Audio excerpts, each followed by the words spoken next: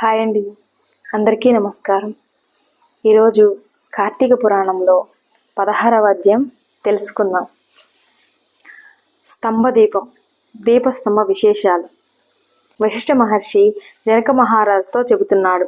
మహారాజా, కార్తీక మాసంలో దామోదరుడికి చాలా ఇష్టమైన కాలం. ఇలా నెల రోజులు స్నానం, దానం, వ్రతం చేయడం, సాలగ్రామ దానం చేయడం చాలా ఉత్తమ ఫలితాలను ఇస్తుంది. ఎవరైతే శక్తి ఉండి కూడా దానం చేయరో వారు రౌరవం మొదలైన నరకాలకు వెళ్తాడు. ఈ నెల రోజులు తాంబూలం దానం ఇచ్చిన వారు తర్వాతి జన్మలో చక్రవర్తిగా పుడతారు. అలాగే మొత్తం కార్తీక మాసం నెల రోజుల పాటు తులసి కోటి వద్ద దీపారాధన చేసిన వారికి అన్ని పాపాల నుంచి విముక్తి కలుగుతుంది. అంతేకాదు వైకుంఠంలో నివాసం ఉండేందుకు అర్హత కలుగుతుంది. కార్తీక శుద్ధ పౌర్ణమి రోజున శివుడైనా విష్ణువైనా అవకాశం లేకపోతే ఏ దేవత ముందైనా సరే దీపం పెట్టి ధూపదీప నైవేద్యాలు సమర్పించి బ్రాహ్మణులకు దక్షిణ తాంబూలాలతో సత్కరించిన వారికి చక్కటి సంతానం లభిస్తుంది. అప్పటికే సంతానం ఉన్నవారు ఈ విధానంలో అర్చకులు చేసే సంతానానికి ఆ పుణ్యం రక్షగా నిలుస్తుంది. బిడ్డలకు సంపూర్ణ ఆయుష్ కలుగుతుంది. ఈ నెల రోజులు ధ్వజస్తంభానికి ఆకాశ దీపం పెట్టిన వారికి వైకుంఠంలో అన్ని భోగాలు అనుభవించే పుణ్యం కలుగుతుంది. కార్తీక మాసంలో ఆలయాల్లో పెట్టే ఆకాశ దీపానికి నమస్కారం చేసిన వారికి అన్ని రకాల ఐశ్వర్యాలు కలుగుతాయి. వారు జీవితకాలం ఎంతో ఆనందంతో జీవిస్తారు. ఆకాశ దీపం పెట్టిన వారు ముందుగా ప్రమిద అడుగు ధాన్యం కానీ నువ్వులు కానీ పొయ్యాలి. దాని మీద దీపాన్ని ఉంచాలి. ఆ తర్వాత దీపాన్ని ధ్వజస్తంభం పైన కానీ వేలాడే తాడుతో కట్టాలి. ఆకాశ దీపం పెట్టాలని శక్తి ఉండి దీపం పెట్టని వారు ఇతరులు పెట్టిన ఆకాశ దీపాన్ని చూసి పరిహాసంగా నవ్విన వారు నీచ జన్మలు ఎత్తుతారు. ఈ విషయాన్ని నిరూపించే పురాణ గాథ ఒకటి ఉంది, చెబుతాను, శ్రద్ధగా విను అంటూ వశిష్ఠ మహర్షి చెప్పడం ప్రారంభించాడు. దీపస్తంభం బ్రాహ్మణుడిగా మారడం. పూర్వం మతంగుడు అనే పేరు కలిగిన ఒక గొప్ప మహర్షి ఉండేవాడు. ఆయనకి ఓ అరణ్య ప్రాంతంలో ఆశ్రమాన్ని నిర్మించుకుని నిత్యం పూజలు చేస్తూ తపస్సు చేసుకునేవాడు. ఆయన శిష్యులు కొందరు ఇతర మునులు కూడా మతంగుడి ఆశ్రమానికి చుట్టుపక్కలే ఆశ్రమాలు నిర్మించుకొని ఆ మహర్షి మార్గదర్శకత్వంలో ధర్మకార్యాలు చేస్తూ నివాసం ఉండేవారు. ఇలా ఉండగా కార్తీక మాసం వచ్చింది. మహర్షులంతా కలిసి మతంగుని ఆశ్రమం ప్రాంతంలో ఉన్న విష్ణు మందిరానికి వెళ్ళి శాస్త్రం చెప్పిన విధంగా అర్చనలు చేస్తుండేవారు. ఓ రోజున వృద్ధుడైన ఓ ఋషి మిగిలిన వారితో ఇలా అన్నాడు. ఓ మహర్షులారా, ఇది పవిత్రమైన కార్తీక మాసం. ఈ నెలలో స్తంభదీపం పెట్టడం శివకేశవులకు చాలా ఇష్టం. అందులోనూ రేపు కార్తీక పూర్ణిమ పర్వదినం కాబట్టి రేపు స్తంభదీపం పెడతాం అన్నారు.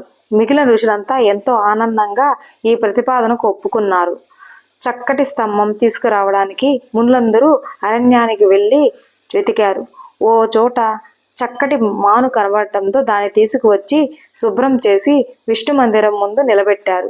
మర్నాడు కార్తీక పూర్ణిమ రోజున శాస్త్రంలో చెప్పిన విధానంగా పూజలు చేసి ఆ స్తంభం పైభాగంలో ధాన్యం పోసి దాని మీద దీపం పెట్టారు. అందరూ ఆలయంలో కూర్చుని పురాణం చదవడం ప్రారంభించాడు. కాసేపటికి ఆ దీపస్తంభం పెళపెళమంటూ పెద్ద శబ్దం చేస్తూ ముక్కలుగా విరిగిపోయింది. హఠాత్తుగా జరిగిన ఈ సంఘటనలో అక్కడున్న చిన్న పెద్ద అంతా భయపడ్డారు. ఇంతలో ఆ స్తంభం నుంచి పురుషుడు బయటికి వచ్చాడు. క్రమంగా మునులంతా అతని దగ్గరకు చేరారు. ఎవరయ్యా నీవు? ఈ స్తంభంలోకి ఎలా వచ్చావు? నీ కథేమిటి అంటూ అడిగాడు. ఆ పురుషుడు సమాధానం చెబుతూ ముందుగా ఆ మునులందరికీ నమస్కారం చేశాడు. పుణ్యాత్ములారా, నేను పూర్వజన్మలో ధనలోభుడును అనే పేరు కలిగిన బ్రాహ్మణుణ్ణి, అత్యంత ధనవంతుడిని, జమీందారును కూడా. మితిమీరిన సంపద ఉండటంతో నాకు చాలా గర్వంగా ఉండేది. ఎవరిని లెక్క చేసేవాడిని కాదు. న్యాయం అన్యాయం అనే విచక్షణ లేకుండా ప్రవర్తించేవాణ్ణి. దుర్బుద్ధి ఎక్కువగా ఉండేది. బ్రాహ్మణుడిగా పుట్టిన వేదాలు చదివేవాణ్ణి కాదు. దాన ధర్మాలు ఏమాత్రం చేసేవాడిని కాదు. నా దగ్గరకు వచ్చిన బ్రాహ్మణులను పండితులను అవహేళనగా చేసేవాడిని. నేను పెద్ద ఆసనంలో కూర్చుని పండితులను నేల మీద కూర్చోబెట్టేవాడిని. నా కాళ్ళు కడిగించుకునేవాడిని. స్త్రీలను హీనంగా చూసేవాడిని. నేను చేసే ఈ పనులన్నీ చాలా అధర్మమైనవి. అయినప్పటికీ బాగా సంపద కలిగిన వాడిని కావడం, మితిమీరిన మూర్ఖుని కావడంతో ఎవరు నన్నేమీ అనేవారు కాదు. దీంతో నాకు అడ్డు అదుపు లేకుండా పోయింది. ఇంకా పాపాలు చేసేవాడిని. చివరి దశలో ఘోర స్థితిలో చనిపోయాను. జీవిత కాలంలో చేసిన పాపాలకు ఫలితంగా 10,000 జన్మలు కాకిగా, 1,00,000 జన్మలు కుక్కగా, 5,000 జన్మలు పేడ పురుగుగా, 5,000 జన్మలు తొండగా పుట్టాను. తర్వాత వృక్షంగా జన్మించి అడవిలో ఉన్నాను.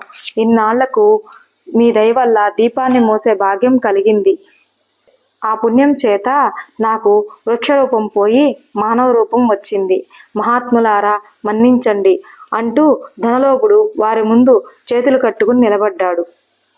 ధనలోభుడు చెప్పిన విషయాలన్నీ విన్న మునులు ఎంతో ఆశ్చర్యపోయారు. కార్తీక మాసంలో చేసిన చిన్నపాటి పుణ్యం కూడా ఎంత గొప్ప ఫలితాన్ని అందిస్తుందో అంటూ ఆనందించారు. మన కళ్ళ ముందే రాళ్ళు కర్రలు కూడా శాపాల నుంచి విముక్తి పొందడం చూస్తుంటే కార్తీక మాస వ్రతానికి ఇంత పుణ్యం ఉన్నదా అనిపిస్తుంది. ఇక కార్తీక మాసంలో ఆకాశ దీపం పెట్టిన వారికి మోక్షం తప్పకుండా వస్తుంది అని తమలో తాము చర్చించుకుంటున్నారు. ధనలోభుడు వారి మధ్యకు వచ్చి, మహాత్ములారా, నాకు ముక్తి కలిగే మార్గం ప్రసాదించండి. నాకేదైనా దారి చూపండి. మనుషులకు కర్మబంధాలు ఎలా నశిస్తాయి, అందుకు ఎలాంటి మార్గం ఉంది, దయచేసి నా సందేహాలు తీర్చండి అంటూ ప్రాధేయపడ్డాడు.